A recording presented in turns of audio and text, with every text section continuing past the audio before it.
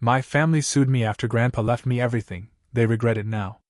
They accused me of manipulating him to steal the inheritance, dragging me to court to humiliate me.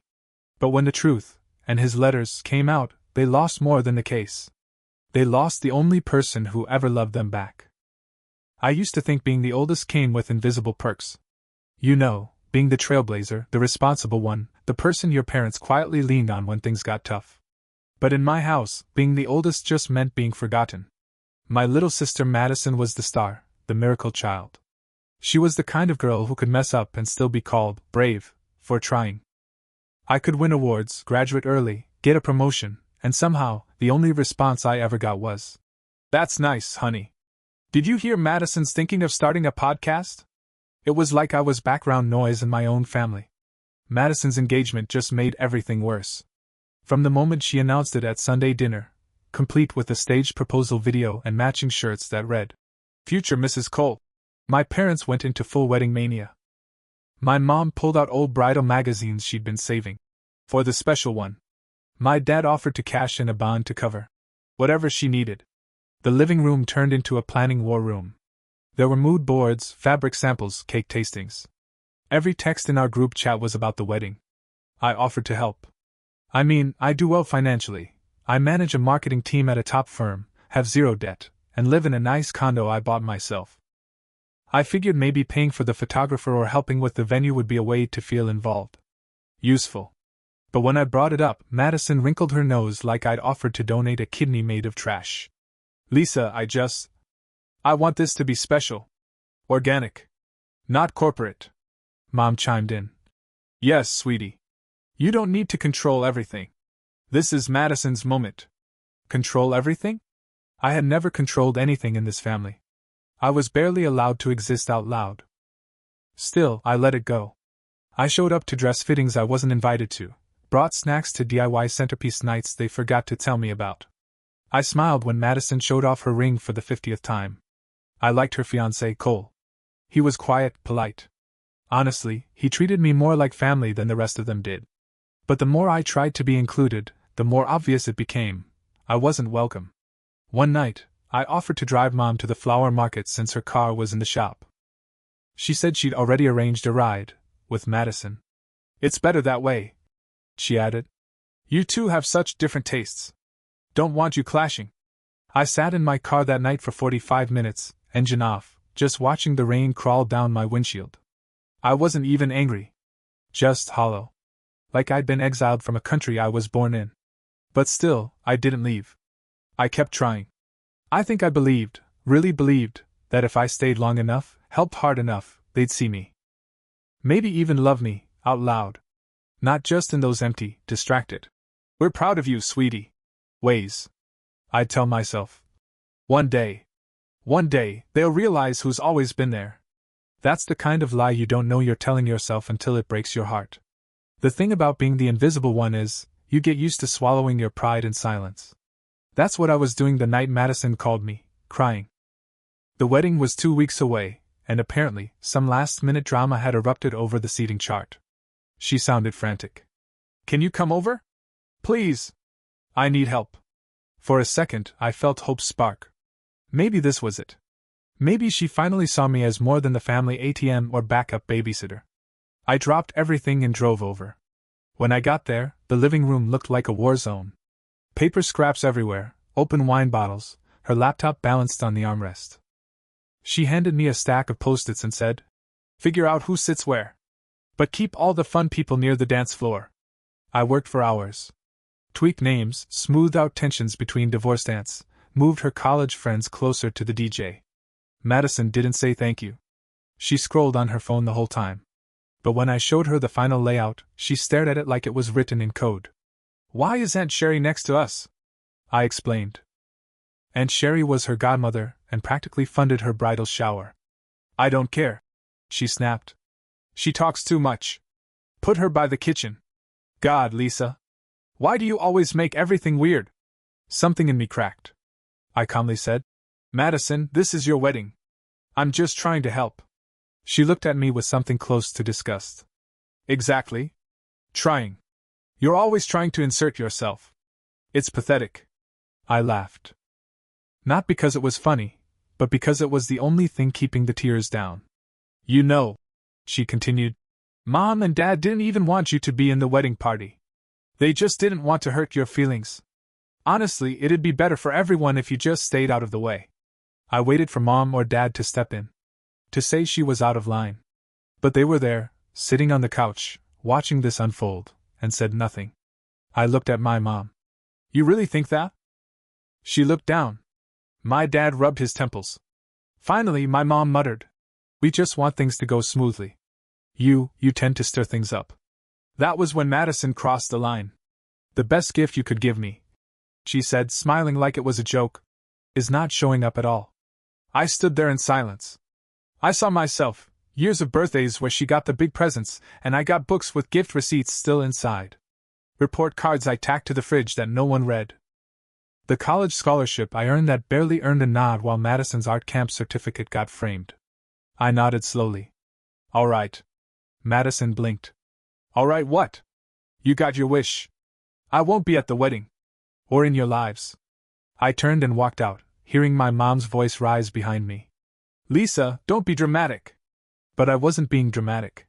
I was being done. By the next morning, I deleted the group chat, canceled the florist payment I'd made, and called a realtor to list my condo. They wanted me gone. Fine. I'd give them exactly what they asked for. The day I disappeared from their lives, it was so quiet it scared me. I expected rage. Accusations? Maybe even a last-ditch guilt trip. But for the first few days, there was nothing. No texts. No calls. Just silence. It almost made me question if I ever mattered at all. But then came the money. My parents had always talked about the family wedding fund, a joint savings account started by my dad's parents, passed down when they passed away. It was supposed to be for both Madison and me. Of course, by the time I graduated college, I was already paying my own way through life. I never touched it. Never even asked? Turns out, either had Madison. They were saving the whole thing for her, real, wedding, the only one they believed would be worth spending it on. But here's the catch, that account had my name on it too. And after their little request for me to vanish, I made one quiet visit to the bank. I didn't touch a cent that wasn't mine. I simply withdrew half, exactly what I was entitled to. I'd let them keep their golden child. I'd take what I earned and vanish with it. That's when the silence ended. At first, it was passive. Hey, Lisa! Weird question, did you change the password on the wedding fund account? Then it turned to confusion. Did you move some money? Maybe the bank messed something up. And finally it turned to fire. My dad called, his voice tight with fury. This isn't right. That money was for the wedding. You don't even want to be part of the family anymore, so why take it? I told him calmly. Because I paid into it. Because I'm on the account. Because you told me the best thing I could do was disappear, so I'm funding my exit.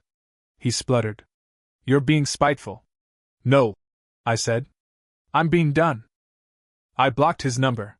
The next messages came in rapid succession, from Mom, from Madison, even from Cole.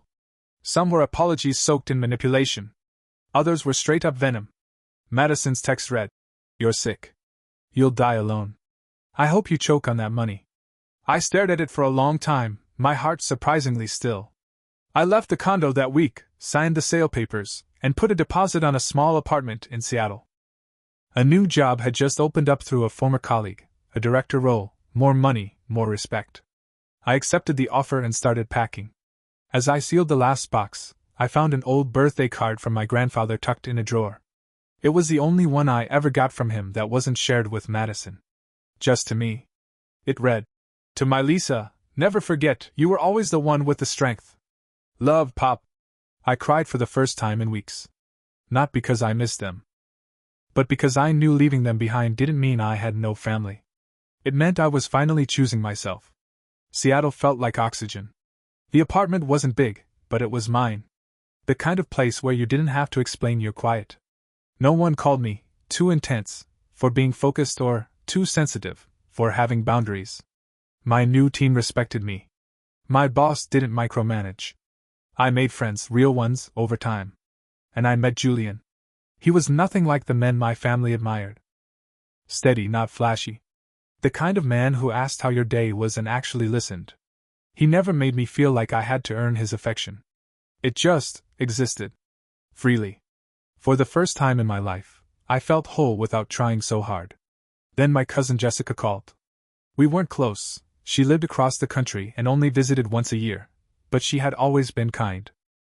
The kind of girl who noticed when I was left out of photos or thanked me privately for driving her to the airport when no one else would. Her voice was soft. Lisa. I didn't know if you'd want to know, but Grandpa passed away. It felt like being kicked and hugged at the same time. I hadn't seen him in 3 years, not since before Madison's engagement. But I loved that man. And I'd missed him. I swallowed hard. Thanks for telling me. She hesitated. There's more. He left a letter for you. And everything. His estate. It's all in your name. I sat in silence. What? Jessica explained that in the months before he died, he changed his will. His lawyer had the documentation. My name, in bold, as the sole beneficiary. Why? I whispered. She exhaled. He told me once, when we were playing cards, Madison gets praise for existing.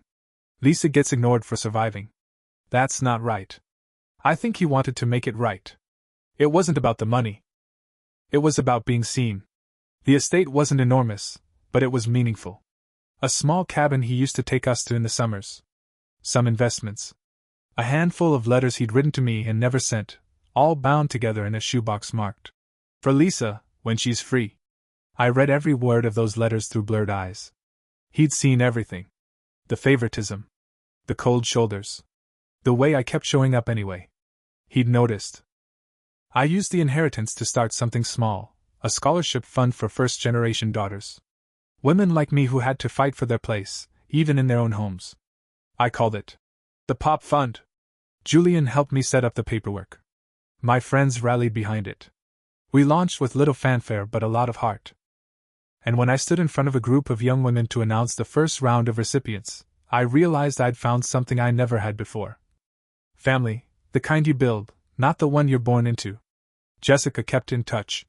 At first, just small things, emails about her kids, occasional photos from holidays. She never pressured me to reconnect with the others. She knew better. But every so often, she'd slip in an update. Madison's moving back home temporarily. Things with Cole are rocky.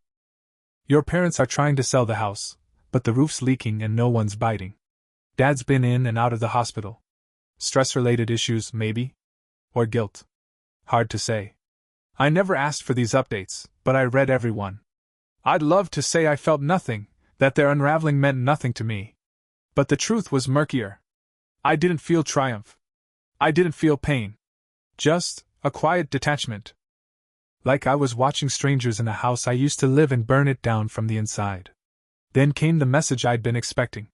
My mom reached out through an unknown number. Lisa. Your father had a health scare. He asked about you. Please call. Please. I stared at the message for a long time. Then I deleted it. A week later, a letter arrived in the mail. No return address, but I recognized her handwriting instantly. Shaky, as if she wasn't sure if she should be writing at all. Inside, 3 sentences. We miss you. We didn't mean what we said. Please come home. No apology. No acknowledgement. Just a quiet plea wrapped in denial. I showed the letter to my therapist. She said, "Sounds like desperation, not healing." I nodded. They're not sorry for what they did. They're sorry it didn't work. I didn't respond. Instead, I sent another donation to the Pop Fund. Increased our next year's scholarships. Sent 2 of our recipients to a leadership retreat in Vancouver. Watched them blossom in ways I hadn't been allowed to. That was the real revenge, watching other women rise because I refused to stay small. Julian and I started planning a trip to Europe. Nothing fancy, just a quiet train ride through Switzerland, maybe Florence. No family drama. No forced smiles. Just peace. I still thought about them, from time to time. Wondered if Madison ever replayed the things she said. If my parents regretted letting her speak for all of them. But I never once considered going back. Because they weren't family anymore. They were people who had the chance, years of chances, to choose me. And they never did. So I chose myself. The letter came in a thick white envelope stamped with the words legal notice, action required. At first, I thought it was a mistake. Maybe something with taxes or a clerical error tied to my grandfather's estate. But then I opened it. Inside were 26 pages of pure venom, a lawsuit filed by my father claiming financial elder abuse. I read every word with a shaking hand. According to them, I had manipulated an aging man into changing his will, withheld funds from the family during a vulnerable time, and used undue influence to isolate and profit from a confused patriarch. They were accusing me of stealing my grandfather's estate. I sat on the kitchen floor, heart hammering, while Julian read over my shoulder. He didn't say anything for a long time. Then, quietly, he asked, "Do they really think they can win this?" "No," I said. "They just think they can hurt me." But they underestimated one thing. I wasn't the same Lisa who used to cry in her car after being left out of dinner plans. I called a lawyer the next morning. A real bulldog, lean, sharp-eyed, no time for drama. Her name was Renee, and the first thing she said to me was, "They just poked the wrong bear." We went on the offensive. They wanted to drag my name through the mud? Fine. We brought receipts. Emails from Madison thanking me for my generous contributions before the fallout. Bank statements showing my exact share of the wedding fund, nothing more, nothing less.